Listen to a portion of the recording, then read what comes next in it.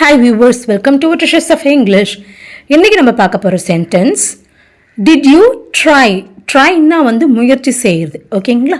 youனா நீங்கள். didனா வந்து செஞ்சதுக்கான past tense. அப்போ did you try அப்படினா நீங்கள் முயற்சித்தீர்களா? இரண்டாவது question Do you have? So நம்ம ஆல்ரெடி பார்த்தோம். didங்கிறது வந்து doவோட past form அப்படின்றது. யூனா நீங்கள், ஹாவ்னா வந்து வச்சுட்டு இருக்கிறதா, அதாவது இருக்கிறதா அப்படின்ற பொசிஷனை சொல்றது. அப்போ do you have அப்படின்னா உங்களிடம் இருக்கிறதா. who will go? whoனா யார். will go அப்படின்னா செல்வார்கள், அதாவது கோன்றது வந்து செல்லுதல் போதல் அப்படின்னு சொல்லுவாங்க. வில்லுங்கிறது வந்து ஃபியூச்சர் ஃபார்ம், எதிர்காலத்தை குறிக்கிறது.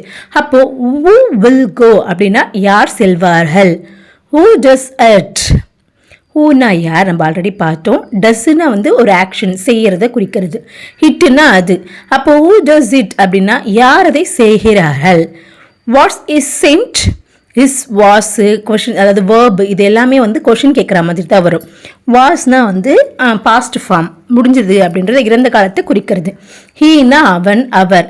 சென்ட் அப்படின்னா அனுப்பப்பட்டதல். ஓகேங்களா?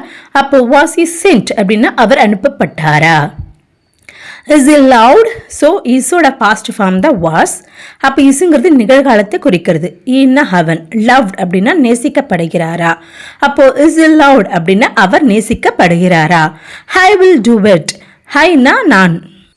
வில்னா எதிர்காலத்தை குறிக்கிறது. டூனா செய்யறது. அப்போ ஹிட்னா அது. I will do itனா நான் அது செய்வேன். நான் அதை செய்வேன். அப்படி இல்லைன்னா நான் செய்வேன். பை.